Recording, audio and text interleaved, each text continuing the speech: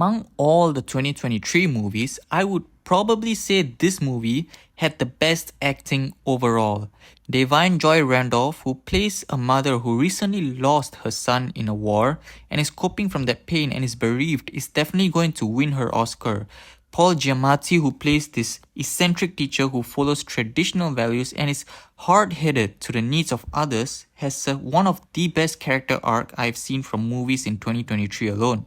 And if Cillian Murphy does not win his Oscar for Oppenheimer, Paul Giamatti is my next choice. Dominic Sessa, who plays this smart student with some family issues, had a fantastic coming-of-age story, and he got snubbed for the Oscars this year. Okay, to be fair, this year's nominations in the Best Supporting Actor category is pretty stacked. It's a lot of tough competition, I get it, so I can forgive the Oscars for this one. Welcome back visionaries to my latest video. Today we are going to review the Holdovers. Well, I'm pretty late to the party, but hey, better late than never, right? Here's a quick plot synopsis. An ancient history teacher, Paul Giamatti, who is unsentimental to the feelings of others, is tasked to take care of 5 students during the Christmas holidays, one of which is Angus Tully, who is the top scoring student in his class, and also has a lot of family issues. And throughout the story, we witness Paul, Angus and Mary, a chef for the school, form an unlikely bond with each other. Let's start with the good first. The acting, as I said earlier, is some of the best acting of 2023. Not just our main 3 characters, but there were so many characters who played side characters phenomenally. I already praised the acting of in the beginning of this video. There's not much else to say. I hope the actors continue to get some amazing roles in the future. I would love to see them more. The topics and the themes discussed in this film is deep, layered and purposeful. A huge problem with many modern movies is that they tend to briefly touch upon a theme, basically just touch the surface and move on. One of those movies seemed to be Aquaman 2 and The Lost Kingdom.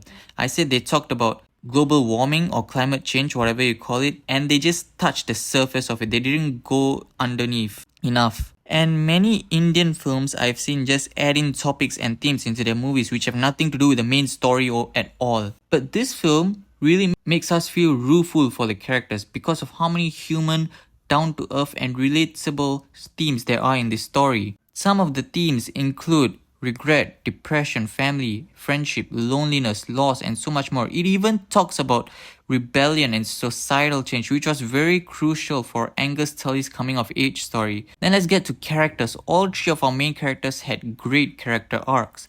At the beginning, they were these flawed characters in certain ways, and throughout the runtime of this movie, we witness them grow and change into better human beings. Especially Paul Giamatti's character, Paul Giamatti. He was definitely the most complex character in the movie. We learn more and newer things about his past as the movie progresses, about his family, why he is in this way, why he's like that and all that.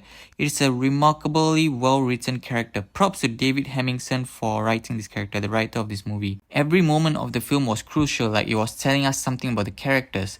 There were no unnecessary scenes that I'm aware of. And of course, we have to talk about the aesthetics of the movie. The aesthetic of the movie is unique.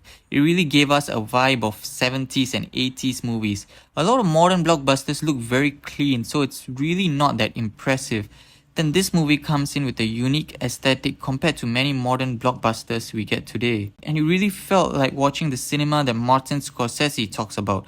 The camera they used was Arri Alexa Mini, which a lot of filmmakers and well-renowned cinematographers use today, including Roger Deakins for his movie 1917.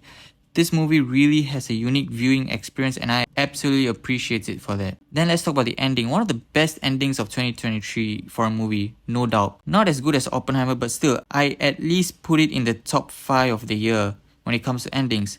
How many times have I complained about a terrible ending this past year? So when this movie had a great ending, I was so relieved. Then let's get to the drawbacks. I only have one minor drawback, and that is the movie is a tad bit too long. There were certain times I could actually feel the movie dragging, which is not a good thing by the way. But if the movie had been shorter, I feel that the story wouldn't have been as compelling. So I believe that the dragging of the movie was a sacrifice that was needed to be made for the story to be well developed and have an appropriate resolution, which I'm happy with, honestly. So this isn't a bad thing per se. It was a necessity for a better story.